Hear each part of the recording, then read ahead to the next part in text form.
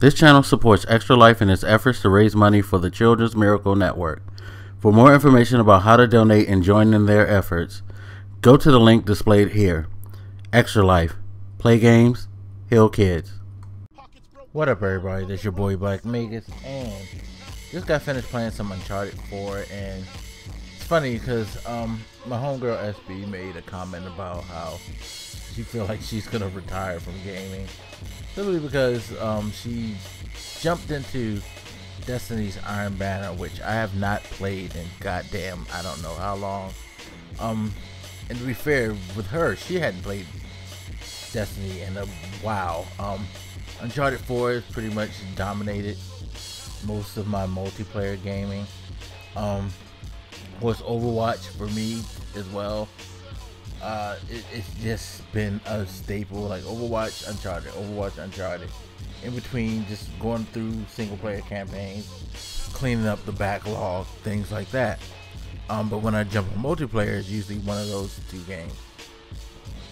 So I could imagine like how she feels, because if you haven't played Destiny in a while and you jump into the Iron Banner, god damn, that has to like be a rude awakening. Because Iron Banner, for those who may not know, is Destiny's, like, usually it's once a month they try to do it, but sometimes they take breaks longer than that, where your stats matter. So the gear that you wear, the gun stats that you have, all of that matters. Whereas normally in the Crucible, basically it's more of a traditional multiplayer where the stuff matters in the sense of, okay, what gun is better as far as its makeup. Kind of like how with stuff like Call of Duty and things like that, the guns rate better because of their makeup, their like recoil, fire rate, things like that, like the basic stats. But for Iron Banner, it's also like, what level is this gun? Is it a 330 gun? Is it a 334 gun? Is it a, 2-something gun? That matters. Your armor too. Is your armor maxed out level, light level, or is it a lower light level? Therefore, that person with the higher light level on his gear would probably have a better chance of beating you, regardless of your skill. And I think that's one of the things that you realize with modern day multiplayer, is that sometimes skill has nothing to do with it. Now granted, I consider myself a very average player at best. I can hold my own. I know how to play the objective, I know how to play the correct way, but I'm not going to be putting up any gaudy stats. I'll have my bad games, I have my good games. Sometimes my good games are really good, but I'm not going to be running through and just dominating, because that's not my skill level. There are people who have a skill level where they, can do really, really well all the time. That being said, I think a lot of multiplayer these days also has less to do with skill than it has to do with the overall makeup of the multiplayer and the situation. Again, going back to the whole Call of Duty thing, where you pick your loadout and you kit yourself up with certain things that work better than others. A gun that seems to kill quicker than others. Kill streaks that seem to kill quicker than others. Same can be said in a lot of ways with Destiny too. There are certain guns that work much better in regular Crucible mode than they do in Iron Banner. And in Iron Banner, if it's at the proper level, it can be devastating.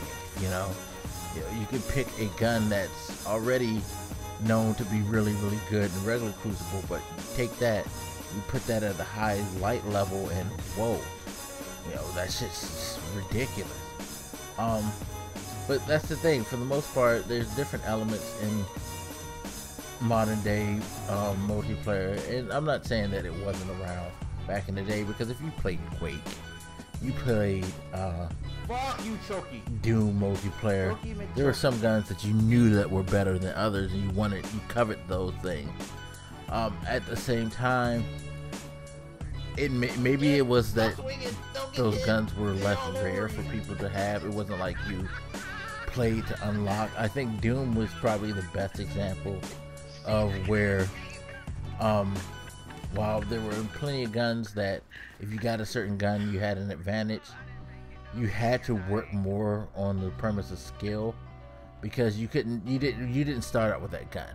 The gun was littered around the map. You had to beat somebody to it, and if somebody else beat you to it, well, you gotta outplay them. Now everybody pretty much has access to just about everything as far as weapons. You know, secondaries, you know, different types of stuff, grenades, and all of that.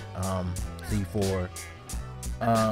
And then of course perk systems that some games have, or like in Destiny they have the super, you know, you can build up a super.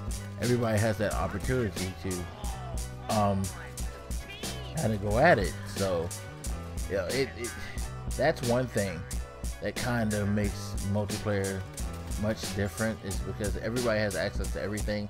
So you can take a lesser skilled player and he can get an advantage over a more skilled player because he's better equipped. You know, that can happen in gaming now. You know, I think another thing is that a lot of people still don't necessarily want to play to certain objectives. I think team deathmatch has become a staple for most, because a lot of people get into the mindset that my stats matter more than the overall gameplay. Like, I love Overwatch because for the most part it's not about stats. Sure, you can put up good numbers, but the reason I put up good numbers is generally because I play the objective. I'm not really trying to rack up the kills. I'm trying to win the game mode, you know, the escort mode, capture the point mode, stuff like that. So I pick a character, and that's another thing too, is with a game like Overwatch, characters are defined by their loadouts. They're defined by the certain skills that they individually have, and you have to learn their skills and learn what counters what works well in what situation, what would be better to use in this mode, things like that. So it's kind of a more thought process behind it, and it just feels good. Whereas again, looking at a game like Uncharted, Gears of War, Call of Duty, their competitive game modes tend to lean on either how good a character's loadout is, or I shouldn't say character, but a player's loadout is, or if everything's equal, then it goes to how good they are at the game. Whereas I feel like more strategy-based games like Overwatch, where you have to play the objective, suits those people who are just all about knowing the knowledge of the game and the skill behind each character, and having a good commanding you know, knowledge of those. But I don't know, I could see where the feeling that like multiplayer is not for you anymore would be for some people who don't like to play what is now known as the traditional multiplayer, the team deathmatches and things like that. It's funny because it seems like every mode, even in Overwatch, it tends to turn into a team deathmatch type of situation, because most people are so fixated on that KD, those stats, you know what I mean? And it's kind of made it like to where I can understand where like my homegirl wouldn't want to play, because now you have the populace joining up in teams so they could run the table and all get good stats and things like that. And there are certain things about multiplayer that has been made to where if you're somebody who plays objectively, you can find yourself losing interest or not being, 16-4, you know, not enjoying yourself as much. So I understand that sentiment 100%. But anyway, as always, you guys hit me up, let me know what you think, and I'll holler at you later. This your boy Blak Magus, and I'm out. Deuces.